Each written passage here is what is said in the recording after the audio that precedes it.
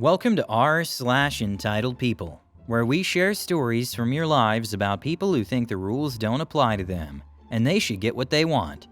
Thank you, friends, for subscribing to the channel, and for so many likes. And today we have 3 great stories, so subscribe, hit the like button, and let's begin. The first story. Tiger mom's battle to fix 30-year-old son's credit for a free iPhone XS goes off the rails. The second story. How the walkout of one employee caused a mass exodus. The third story. Entitled woman is demanding that I give her my property.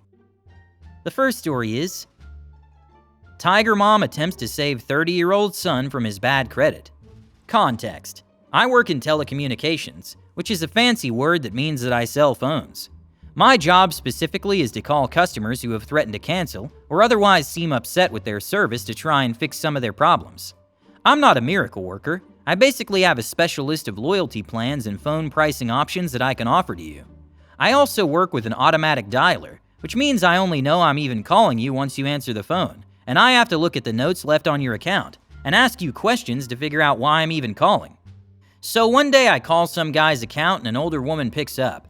Doesn't make a difference, however, as she's authorized to make any changes to the account, so I ask her what's been going on. EP. My son was promised an iPhone XS for $0 up front, and when I went to the store, they said it would be $500. Me.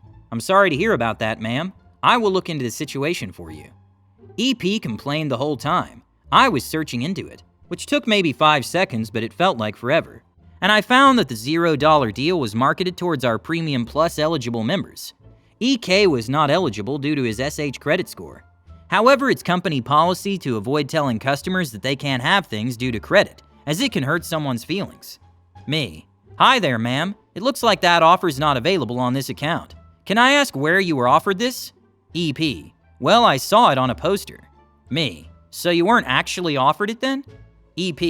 They advertised it. If you don't give my son the phone for free, then that is false advertising.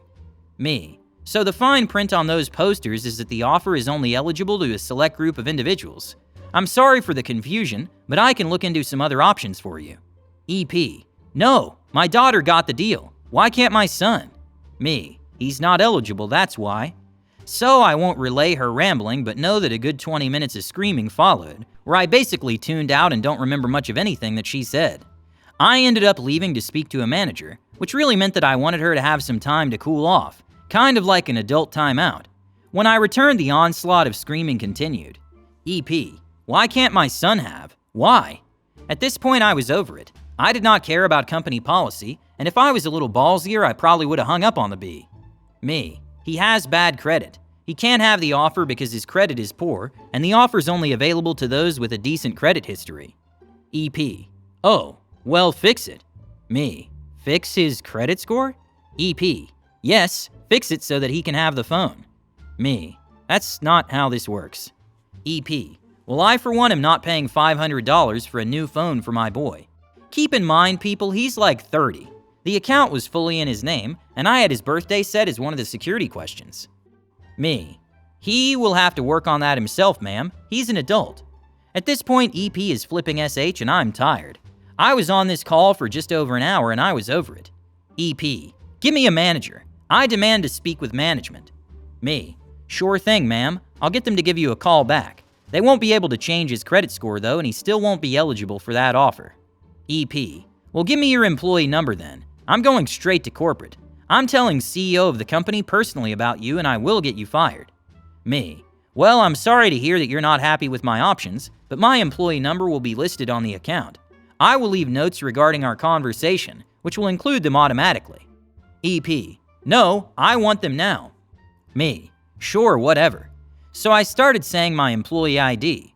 Not much you can really do with that, however, and I've done nothing wrong, so it won't make a difference. But then I found out that this dirtbag was on a bus. She kept me on the phone for an additional 15 minutes, while she tried to find something to write it down with. I could hear her asking people around the bus if they had a pen and paper. Eventually, she realized she had a GD phone in her hands, and put me on speaker to type it out in her notes. Long story short, I was not fired, and the CEO never heard of the situation. Even if he did, I highly doubt that he would give an SH. I never received a follow-up, but considering company policy and the limitations put on us, including management, she never got her son that iPhone. Whoa, dealing with that sounds like such an absurd and frustrating situation. It's regrettable that certain clients have irrational expectations and turn aggressive when they don't receive what they desire. You were the target of unjustified demands and rage, but you handled the situation with professionalism and patience. It's amazing how, in the face of irrational demands, you maintained your composure and kept offering alternatives and explanations. It's also funny to hear about the customer's pointless attempt, while riding the bus, to write down your employee number. It serves as a reminder of the extent some people are willing to go to, even if it's ultimately ineffective, in order to voice their displeasure. By the end of the day, it's evident that you complied with corporate policy and tried your hardest to help the client within the parameters of your position. It is regrettable that certain clients are unable to comprehend or acknowledge these limitations. I appreciate you sharing your experience, and I hope that in your line of work you don't run into too many more circumstances similar to this one. The second story is Hostess Nightmare. I worked at a semi-nice restaurant for a few years, first as a busser, but I took it seriously and was constantly doing above and beyond my own duties. I would help servers, hostesses, and the bar as often as I could, and my standards were clearly high. I ended up being the trainer for the bussers, and even wrote training materials for the next restaurants that our company owned. I was involved, and was constantly striving for better pay for the support staff. After like a year of that, I was filling in as a hostess, and eventually became the head hostess, a position they created just because I was doing so much and wanted a raise. After some time, I was 100% hostessing, but was always a big voice for the busing staff, and still getting on management about proper training and better standards for everyone. They kept hiring hosts and I was training everyone, and then somehow I became the event coordinator for large parties too. All this on my plate working full-time, and always feeling like it wasn't being taken seriously. I was so effing good at my job and had dozens of regulars complimenting my performance. Because of my work ethic, I was always scheduled for the busiest shifts, was always picking up shifts when people called off, and was 100% responsible for the front door at that point. By now, I'm 3 years in and doing the work of 10 people, and even though I had gotten raises, I was still feeling taken advantage of. Without me, shifts went nuts and servers made less money and parties ended up furious about their seating or their reservations or whatever. So I was getting calls and texts my only shifts off, asking for help or to come in and take care of stuff. Being a Mexican restaurant, Cinco de Mayo is the biggest day of the year for us, and we stopped taking reservations for it because it would end up a mess anyway.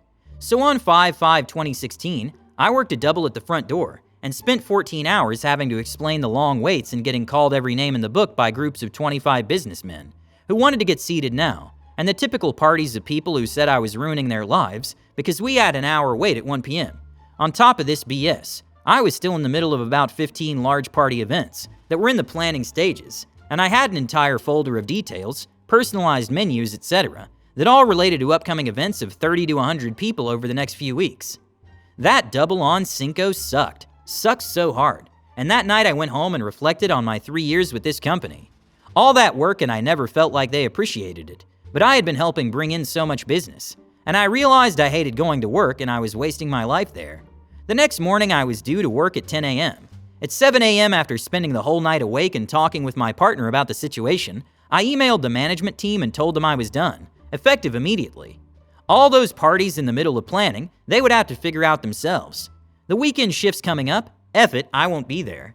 Within a half hour of emailing them, the general manager texted me asking what the hell happened, and I just said I couldn't do it anymore. That I felt like I was always getting SH on despite doing it all, and I didn't want to feel like that anymore.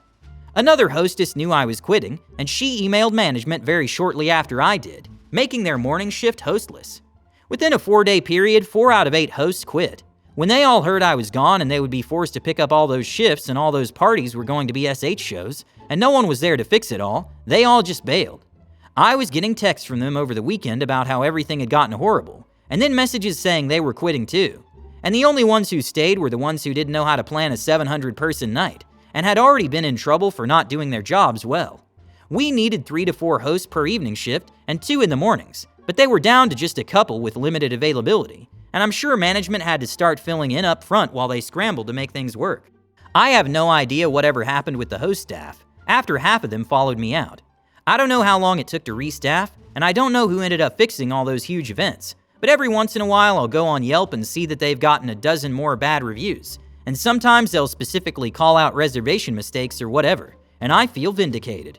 If they had just treated me better, I would have stayed, but they effed up by giving me job after job and then never even stopped to say thank you.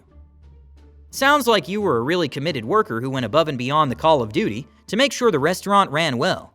It's regrettable that management failed to adequately acknowledge or value your efforts. It's evident that after years of feeling overworked and underappreciated, especially following the difficult experience of working 2 shifts on Cinco de Mayo, you finally experienced enough. Although it was not an easy decision to make, in the end you put your own happiness and well-being first. The fact that several hosts resigned in unison following your resignation emphasizes how your departure will affect the restaurant's operations. It's regrettable that management did not act sooner to resolve the concerns you brought up before things got to this stage. Your experience serves as a helpful reminder of how important it is to value and acknowledge workers who go above and beyond the call of duty.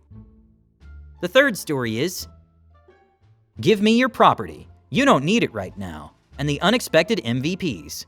I thought stores would be closed off or working much shorter hours during the holidays. Once I got to the store, I saw that I was, sadly for the people working there, mostly wrong. But that meant I would not need to buy as much as I initially thought. I brought with me 3 reusable shopping bags, but ended up needing just 1. While I can't say I have an emotional attachment to their bags, I do like them very much. I bought them because I love the design, color, and print on them, and gave a bit more money than one would buying reusable shopping bags in the grocery store. They're nice, practical, and I like them. I finished loading my stuff onto the conveyor belt at the cash register, and put the separator so that the person behind me does not waste time, but start uploading their haul. Last, I put my 3 bags on top of my stuff because I had them in the shopping cart while I was picking stuff up. While I'm fishing out my wallet from my purse, I catch his flash or color in my periphery. I look up and see the woman behind me reach over and take 2 of my bags. Confused, I stutter. "Excuse me, those are not store bags. Those are my own property. Please give them back to me."